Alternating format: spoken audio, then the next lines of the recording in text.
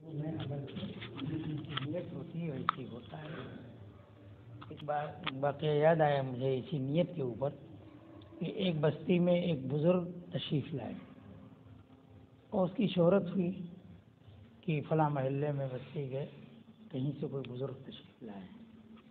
لوگوں کو جب اطلاع ہوئی تو ان لوگوں نے بزرگ کے پاس لوگ جاتے ہی ہیں، ملاقات کے لیے جاتے ہیں یا نہیں، تو بزرگ کی ملاقات کے لیے کچھ لوگ نکلے۔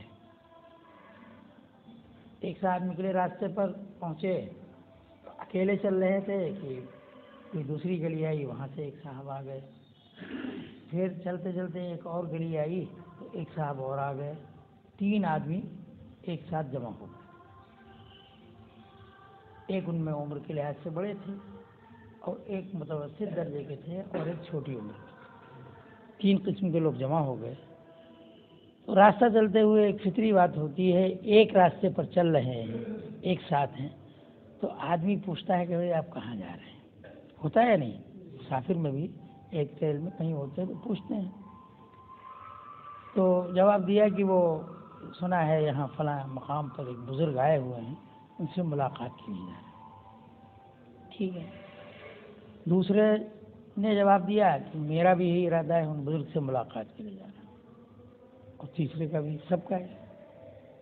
ایک صاحب نے ان سے پوچھا، تینوں میں سے جو عمر کے لحاظ سے چھوٹے بھی تھے، کہ آپ کس نیت سے ان بزرگ کی خدمت میں جا رہے ہیں؟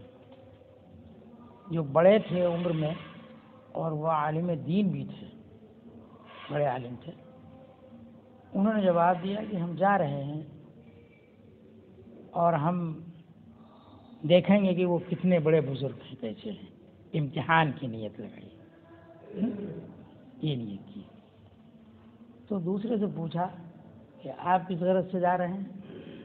انہوں نے کہا ہماری نیت یہ ہے کہ ہم غریب آدمی ہیں، پریشان حال ہیں، ان سے وہ بزرگ ہیں، ان سے دعا کی درخواست کریں گے، ہماری غربت و پریشانی دور ہو جائے، تنگ دستی دور ہو جائے۔ بزرگوں سے دعا کے لیے کہا ہی جاتا ہے۔ تو جو تیسرے چھوٹے عمر میں تھے، انہوں نے پہلے والے کی نیت پر تبصرہ کیا، تھوڑا سا کہا بھائی بزرگوں کے پاس جانا اس نیت سے کہ ان کا امتحان کریں گے، یہ نامناسب بات ہے، اچھی نہیں ہے، خطرناک بات ہے، یہ انہوں نے بتا دیا۔ دوسرے جو تھے ان کی طرف متوجہ ہوئے، ان سے کہا کہ ٹھیک ہے بزرگوں کی خدمت میں دعا کی درخواست کرنا، مگر یہ کوئی اعلیٰ بات نہیں ہے، اعلیٰ درجہ یہ ہے کہ ان کے پاس اس نیت سے جانا چاہیے۔ تو انہوں نے کہا کہ پھر کیا نیت ہونی چاہیے؟ غریب نے پوچھا پھر کیا نیت ہونی چاہیے؟ تو انہوں نے بتایا کہ بھائی دیکھو، میں تو اس نیت سے جا رہا ہوں، میں نے سنا ہے کہ وہ بزرگ ہیں، اور بزرگ کی زیارت و ملاقات کے لیے کوئی جاتا ہے، ان کی صحبت میں بیٹھتا ہے تو اللہ تعالیٰ کی رضا و خوشنودی حاصل ہوتی ہے، اور ان بزرگ کا فیض بھی اس کو پہنچتا ہے۔ اس لیے ہم جا رہے ہیں، ان کی صحبت ہم نشینی اختیار کریں گے، ان کی زیارت کریں گے، ان کے پاس بیٹھیں گے، بزرگ کی صحبت۔ یہ باتیں کرتے کرتے، گفتگو کرتے کرتے وہ جگہ بھی آ گئی جہاں ان بزرگ کا قیام تھا، اور یہ لوگ بالترتیب اس کمرے میں داخل ہوئے۔ سب سے پہلے جو عالم دین تھے بڑے، وہ کمرے میں داخل ہوئے، بزرگ تشریف فرما تھے، انہوں نے کہا السلام علیکم، سلام کیا انہوں نے۔ تو بزرگ نے کیا کیا؟ انہوں نے جواب دیا وعلیکم السلام، آئیے تشریف رکھیے، میں آپ کی پیشانی سے کفر کے آثار دیکھ رہا ہوں، یہ کہا۔ دوسرے جو تھے وہ آگے بڑھے، انہوں نے کہا السلام علیکم، ان کا سلام سن کر ان کو جواب دیا وعلیکم السلام، آئیے بیٹھیے، میں دیکھتا ہوں کہ تمہارے پیروں کے نیچے سے سونا ابر رہا ہے، وہ غریب کے تھے۔ تیسرے جو تھے وہ بعد میں داخل ہوئے اور انہوں نے کہا السلام علیکم۔ بزرگ نے سلام سن کر جواب دیا وعلیکم السلام، اور چھوٹے تھے عمر میں، اس لیے فرمایا کہ صاحبزادے میں دیکھ رہا ہوں کہ تم بغداد کی جامع مسجد کے ممبر پر بیٹھ کر واز کہہ رہے ہو، اور اپنے واز میں یہ کہہ رہے ہو کہ میرا یہ قدم موجودہ زمانے کے سارے اولیاء اللہ کے سر پر ہے، یہ البا پھر ہو گیا معاملہ، تھوڑی دیر بیٹھے بس چلے گئے۔ اب اس نیت کے ثمرات دیکھیے، انہوں نے بزرگ سے کچھ کہا نہیں، سلام ہی کیا تھا خالی، اور امتحان کا کیا سوال دل میں قائم کریں گے، کیا کہیں گے، کوئی نوبت نہیں آئی، سلام کے جواب میں ہی سب ان کے نتائج سنا دیے۔ جو عالم دین تھے بڑے، ان کو دیکھا کہ ان کا خاتمہ ایمان پر نہیں ہوا، انہوں نے کہا تھا کہ تمہاری پیشانی سے کفر کے آثار دیکھ رہا ہوں۔ بزرگوں کے پاس جانا اس نیت سے کہ ان کی بزرگی کا امتحان لیں گے، یہ اسباب کفر میں سے ایک ہے۔ اللہ تعالیٰ کو یہ بات پسندیدہ نہیں ہے کہ اللہ کے مقبول کسی بندے کے پاس کوئی شخص جائے اور یہ نیت لے کر جائے۔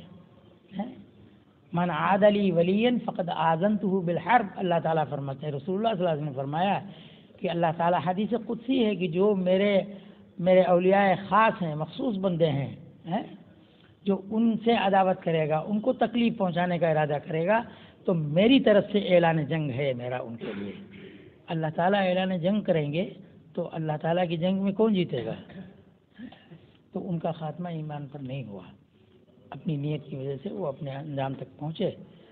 دوسرا جو تھا وہ اس وقت کے موجودہ لوگوں میں سب سے زیادہ مالدار اس موقع پر ہو گیا، جس کے لیے فرمایا تھا کہ میں دیکھ رہا ہوں تمہارے پیروں کے نیچے سے سونا ابل رہا ہے، وہ مالدار ہو گیا۔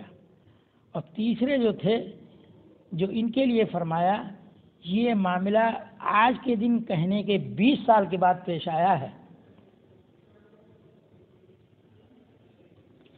کہ وہ بغداد کی جامع مسجد میں بیٹھے ہیں اس واقعے کے 20 سال کے بعد، اور انہوں نے اپنے واعظ میں یہ الفاظ کہے ہیں، قدمی ہے میرا قدم سارے اولیاء اللہ کے قدم پر ہے۔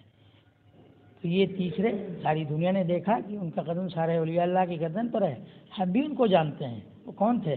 شیخ عبد القادر، جن کو بڑے پیر صاحب کہتے ہیں، وہ تھے، وہ ان کی نیت ہے۔